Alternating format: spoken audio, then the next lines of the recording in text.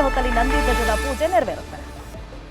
ಬಲರಾಮ ದ್ವಾರದ ಬಳಿ ನಂದಿ ಪೂಜೆಯನ್ನು ನಡೆಸಲಾಗುತ್ತೆ. ಈಗಾಗಲೇ 1:05 1:18 ಶುಭ ಧನುರ್ ಲಗ್ನದಲ್ಲಿ ಪೂಜೆಯನ್ನ ಸಲ್ಲಿಕೆ ಮಾಡಲಾಗುತ್ತೆ. ಇನ್ನು ಕೆಲವೇ ಹೊತ್ತಿನಲ್ಲಿ ಅಧಿಕೃತವಾಗಿ ನಂದಿ ಧ್ವಜಕ್ಕೆ ಪೂಜೆಯನ್ನು ಸಲ್ಲಿಸುವುದರ ಮೂಲಕ ಇಲ್ಲಿ ಚಾಲನೆಯನ್ನ ನೀಡಲಾಗುತ್ತೆ. ಸಂಜೆ 4:42ಕ್ಕೆ ಜಂಬೂ ಸವಾರಿಗೆ ಸಿಎಂ ಸಿದ್ದರಾಮಯ್ಯ ಅವರು ಪುಷ್ಪಾರ್ಚನೆಯನ್ನ ಮಾಡಲಿದ್ದಾರೆ. ಅಲ್ಲಿಂದ ಜಂಬೂ ಸವಾರಿ ಆರಂಭ ಆಗುತ್ತೆ. ಕ್ಯಾಪ್ಟನ್ ಅಭಿಮನ್ಯು 6ನೇ ಸಲ ಅಂಬಾರಿ ಹೊರೋದಕ್ಕೆ ಎಲ್ಲ ತಾಲೀಮನ್ನ ಮಾಡಿದಾನೆ. ಸೊ ಇವತ್ತು ಫಿನಾಲೆ ಥರ ಗ್ರ್ಯಾಂಡ್ ಎಂಟ್ರಿಗೋಸ್ಕರ ನಾವೆಲ್ಲರೂ ವೆಯ್ಟ್ ಮಾಡ್ತಾ ಇದ್ದೀವಿ. ಸೊ ನಮ್ಮ ಕ್ಯಾಮ್ರಾಮನ್ ರೈಡನು ಇದ್ದಾರೆ. ಸೊ ಹೋದಾಗಂತೂ ಮಸ್ತ್ ಮಜಾ ಮಾಡ್ತಾ ಇದ್ವಿ.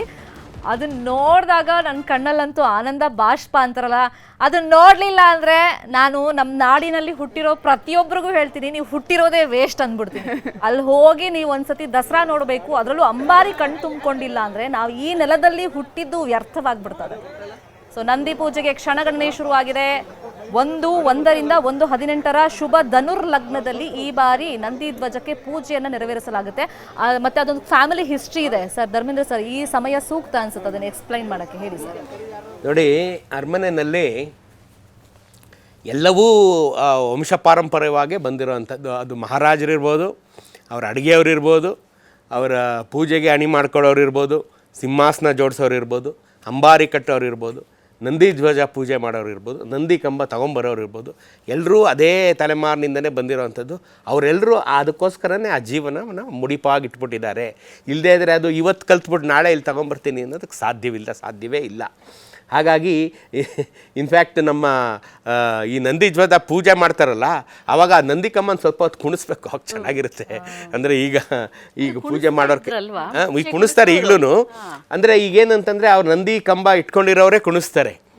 ಪೂಜೆ ಮಾಡಿದವರು ಅದನ್ನು ಅದರ ಸಂಕೇತವಾಗಿ ಅದನ್ನು ಸ್ವಲ್ಪ ಹೊತ್ತು ಹೊತ್ಕೋಬೇಕು. ಅದನ್ನು ಇಲ್ಲಿ ಹಾಕಿ ಅದನ್ನು ಒಳಗಡೆ ಇಟ್ಕೊಂಡು ಆ ನಂದಿ ಕಂಬನ, ಯಾಕೆಂದರೆ 4 ಸುತ್ತ ನೀವೇನು ಹಗ್ಗಗಳನ್ನು ನೋಡ್ತಾ ಇದ್ದೀರಲ್ಲ, ಅದು ಬ್ಯಾಲೆನ್ಸಿಂಗ್. ಅದು ಯಾಕೆಂತಂದರೆ ಅದು ಹೆಚ್ಚು ಕಡಿಮೆ ಒಂದು 40-50 ಅಡಿ, 55-60 ಅಡಿ ಎತ್ತರ ಇರುವಂಥ ಆ ನಂದಿ ಕಂಬ ಏನಿದೆ, ಅದು ವಾಲ್ ಬಿಡುತ್ತೆ. ಅದು ಅಷ್ಟು ದೊಡ್ಡದ ಒಂದು ಬಿದಿರು ಬೊಂಬು ಅದು.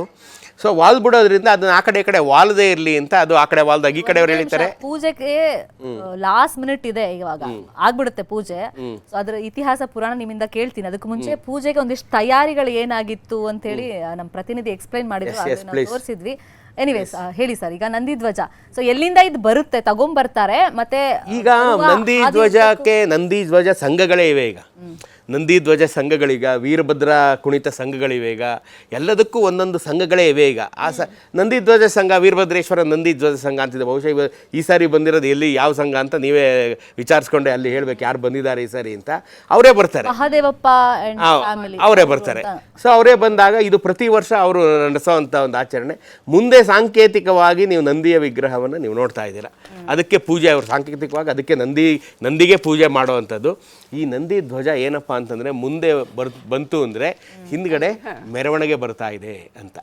ಇದರಿಂದ ಇನ್ನೊಂದು ಕಂಬ ಇದೆ, ಅದು ರಣಗಂಬ ಅಂತ. ರಣಗಂಬ ಬಂತು ಅಂದರೆ ಯುದ್ಧದ ಸೈನ್ಯ ಬರ್ತಾ ಇದೆ ಅಂತ.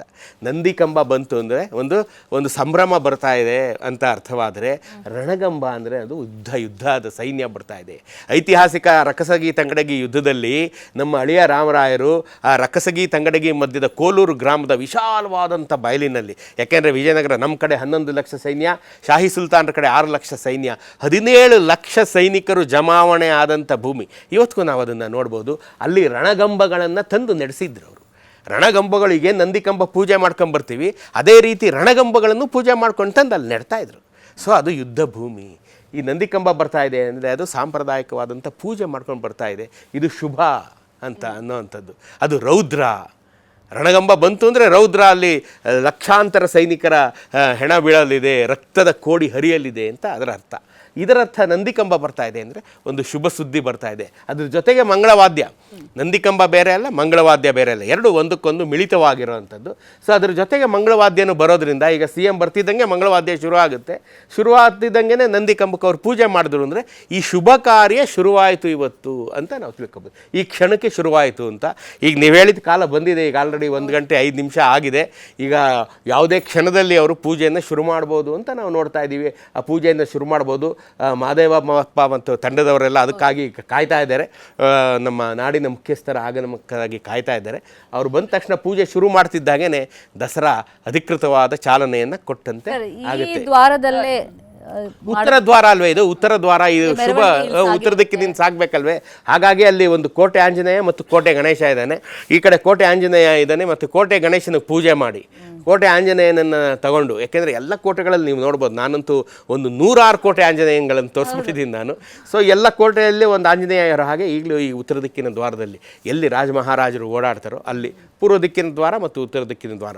ಈ ಉತ್ತರ ದಿಕ್ಕಿನ ಮುಂಚೆ ಆಗಿದ್ದು ಗೊತ್ತಾ, ಈ ದಸರಾದು ಮೆರವಣಿಗೆ ರೂಟು ಉತ್ತರ ದಿಕ್ಕಿನ ದ್ವಾರ ಏನು ನೋಡ್ತಾ ಇದ್ದೀರಿ, ಜಯರಾಮ ಮತ್ತು ಬಲರಾಮ ದ್ವಾರ, ಈ 2 ದ್ವಾರದಿಂದ ಒಂದೇ ರಸ್ತೆ ಚಾಮರಾಜ ಇದು ದ್ವಾರದ ಎದುರುಗಡೆ ಇರೋಂಥದ್ದು ಚಾಮರಾಜ ಸರ್ಕಲ್ಲು. ಅದನ್ನು ದಾಟಿದ್ರೆ ಅಶೋಕ ರಸ್ತೆ ದಾಟಿ ಕೆಳಗಡೆ ಹೇಳಿದ್ರೆ ಬನ್ನಿ ಮಂಟಪ. ಅಷ್ಟೇ, ಒಂದೇ ರಸ್ತೆ ಇದ್ದಿದ್ದು. ಈಗ ಅದು ಅಶೋಕ ರಸ್ತೆ ಚಿಕ್ಕದಾಗೋಯ್ತು.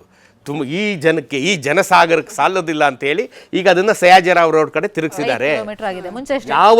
ಇವತ್ತಿಗೂ ಈಗ ಶ್ರೀರಂಗಪಟ್ಟಣದಲ್ಲಿ ಮೊನ್ನೆ ದಸರಾ ನಡೆದಿದೆ. ಪಟ್ಟಣದ ಉತ್ತರಕ್ಕೆ ಬನ್ನಿಯನ್ನು ಸೂಚನೆ ಮಾಡಬೇಕು, ಅದು ಶಾಸ್ತ್ರ ಸಂಪ್ರದಾಯ. ಸೊ ಶ್ರೀರಂಗಪಟ್ಟಣದಲ್ಲೂ ನೀವು ನೋಡಬೇಕು. ಬೆಂಗಳೂರು ಕಡೆಗೆ ಜಂಬೂ ಸವಾರಿ ಬನ್ನಿ ಮಂಟಪ ಇದೆ. ಇಲ್ಲೂ ಅಷ್ಟೇ ದಿವಾನ್ ಪೂರ್ಣಯ್ಯನವರು 1799ರ ಐತಿಹಾಸಿಕ 4ನೇ ಆಂಗ್ಲೋ ಮೈಸೂರು ಯುದ್ಧದೊಂದಿಗೆ ಟಿಪ್ಪು ಸುಲ್ತಾನರು ಹುತಾತ್ಮರಾಗುವುದೊಂದಿಗೆ ಬಾಲಕ 3ನೇ ಕೃಷ್ಣರಾಜ ಒಡೆಯರು, ದಿವಾನ್ ಪೂರ್ಣಯ್ಯನವರು ಮತ್ತು ಮಹಾರಾಣಿ ಲಕ್ಷ್ಮೀ ಅಮ್ಮಣ್ಣಿಯವರು ರಾಜಧಾನಿಯನ್ನು ಮೈಸೂರಿಗೆ ಬದಲಾಯಿಸಿದಾಗ ಇಲ್ಲೊಂದು ಬನ್ನಿ ಮಂಟಪವನ್ನು ಅವರು ಗುರುತಿಸಬೇಕಾದಂಥ ಅಗತ್ಯ ಬರ್ತದೆ. ಯಾಕೆಂದರೆ 200 ವರ್ಷಗಳು 1610ರಿಂದ 1799ರವರೆಗೆ ಅವಿಚ್ಛಿನ್ನವಾಗಿ ಶ್ರೀರಂಗಪಟ್ಟಣದಲ್ಲಿ ವೈಭವದ ದಸರಾವನ್ನು ನಾವು ಮೈಸೂರು ಮಹಾರಾಜರು ಮಾಡಿದ್ದನ್ನು ನಾವೆಲ್ಲ ಕೇಳಿದ್ದೀವಿ. ಅವು ವಾಪಸ್ ಮೈಸೂರಿಗೆ ದಸರಾ ಶಿಫ್ಟ್ ಆಗೋಯ್ತಲ್ಲ. ಸೊ ಮೈಸೂರಿನಲ್ಲಿ ಒಂದು ಅರಮನೆ ಆಗಬೇಕು, ಮೈಸೂರಲ್ಲಿ ಒಂದು ಕೋಟೆ ಆಗಬೇಕು, ಮತ್ತೊಂದು ಬನ್ನಿ ಮಂಟಪವೂ ಆಗಬೇಕು. ಆಗ ದಿವಾನ್ ಪೂರ್ಣಯ್ಯನವರು ಈಗಿನ ಬನ್ನಿ ಮಂಟಪವನ್ನು ಗುರುತಿಸ್ತಾರೆ. ದಿವಾನ್ ಪೂರ್ಣಯ್ಯ ಮತ್ತು ಮಹಾರಾಣಿ ಲಕ್ಷ್ಮೀ ಅಮ್ಮಣ್ಣಿಯವ್ರನ್ನ ನಾವು ಸದಾಕಾಲ ನೆನೆಯಬೇಕು. ಯಾಕೆಂದ್ರೆ ಇವತ್ತಿನ ಈ ವೈಭವದ ದಸರಕ್ಕೆ ಅವರ ಕಾರಣ. ಸಚಿವ ಸಂಪುಟದ ಬರ್ತಾ ಇದೆ, ನೀವು ನೋಡ್ತಾ ಇದ್ದೀರಾ ಸಿದ್ದರಾಮಯ್ಯ ಅವರ ಆಗಮನ ಐರಾವತ ಬಸ್ನಲ್ಲಿ. ಯಾಕೆಂದ್ರೆ ಇದು ಇಡೀ ಸಂಪುಟ ಬರ್ತಾ ಇರೋದ್ರಿಂದ ಕಾರುಗಳ ಕ್ಯಾರವಾನ್ ಬೇಡ ಅಂತ ಹೇಳಿ ಜನರಿಗೂ ಕಿರಿಕಿರಿ ಆಗುತ್ತೆ. ಹಿಂಗೆ ಬರೋದು. ಹೌದು, ಅದು ಬಹಳ ಒಳ್ಳೆ ಚೆನ್ನಾಗಿದೆ. ಐರಾವತ ಬಸ್, ಆಮೇಲೆ ನಿಜವಾದ ಐರಾವತ. ಇನ್ನೂ ಒಂದಿದೆ ಅಂಬಾರಿ ಅಂತ ಬಸ್ಸು. ನಂದಿ ಧ್ವಜಕ್ಕೆ ಫಸ್ಟ್ ಪೂಜೆಯನ್ನ ನೆರವೇರಿಸಲಾಗುತ್ತೆ. ಅದಾದ್ಮೇಲೆ ಜಂಬೂ ಸವಾರಿ ಚಾಲನೆ. ಅದಕ್ಕೂ ಮುಂಚೆ 58 ಟ್ಯಾಬ್ಲುಗಳು ಈ ಸತಿ ವಿಶೇಷವಾಗಿ ಸ್ವಲ್ಪ ಈ ಸರಿ ಜಾಸ್ತಿ ಆಯಿತು, ಲೆಂತಿ ಆಯಿತು.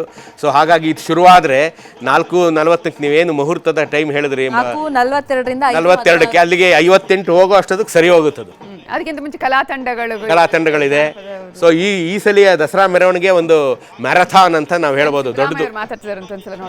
ಸಿಎಂ ಸಿದ್ದರಾಮಯ್ಯ ಅವರು ನಂದಿ ಧ್ವಜ ಪೂಜೆಯನ್ನ ನೆರವೇರಿಸೋದಕ್ಕೆ ಆಗಮಿಸ್ತಾ ಇದ್ದಾರೆ. ದೃಶ್ಯಗಳಲ್ಲಿ ಗಮನಿಸ್ತಾ ಇದ್ದೀವಿ. ಸಂಪುಟ ಸಹೋದ್ಯೋಗಿಗಳ ಜೊತೆಯಲ್ಲಿ ಇದೀಗ ಬಸ್ನಲ್ಲಿ ಸಿದ್ದರಾಮಯ್ಯ ಅವರ ಆಗಮನ ಆಗಿದೆ. ಸೀದಾ ಕೋಟೆ ಆಂಜನೇಯ ಸ್ವಾಮಿ ದೇಗುಲದ ಮುಂಭಾಗದಲ್ಲಿ ನಂದಿ ಧ್ವಜ ನಿಲ್ಲಿಸಿದ್ದಾರೆ.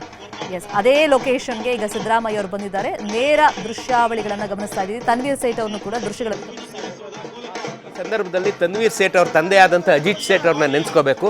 ಯಾಕೆಂದರೆ ರಾಜಪ್ರಭುತ್ವದಿಂದ ಪ್ರಜಾಪ್ರಭುತ್ವಕ್ಕೆ ಬಂದಂಥ ಸಂಕ್ರಮಣ ಕಾಲದಲ್ಲಿ ದಸರಾ ನಿಂತೋಗ್ಬಹುದಾಗಿದ್ದಂಥ ಒಂದು ಆತಂಕದ ಕಾಲದಲ್ಲಿ ವಾಟಾಳ್ ನಾಗರಾಜ್ ಅವರು, ಕನ್ನಡ ಕ್ರಾಂತಿ ದಳದ ಅಧ್ಯಕ್ಷ ನಾಗಲಿಂಗ ಸ್ವಾಮಿ ಅವರು, ಹಿರಿಯ ಇತಿಹಾಸಕಾರರಾದ ಪಿ ನಂಜರಾಜ್ ಅರಸು ಅವರು, ಜಯದೇವ್ ರಾಜರ್ಸ್ ಅವರು ಮತ್ತು ಅಜಿತ್ ಸೇಠ್ ಅವರು ಇವರೆಲ್ಲ ಸೇರ್ಕೊಂಡು ದಸರಾ ನಿಲ್ಲಬಾರ್ದು ಅಂತ ಹೇಳಿ ನಾಡ ಹಬ್ಬವನ್ನು ದೇವರಾಜ ಅರಸು ಅವರು ಮಾಡಬೇಕು ಅಂತ ಒತ್ತಾಯ ಹಾಕಿದಂಥ ಮಹನೀಯರು.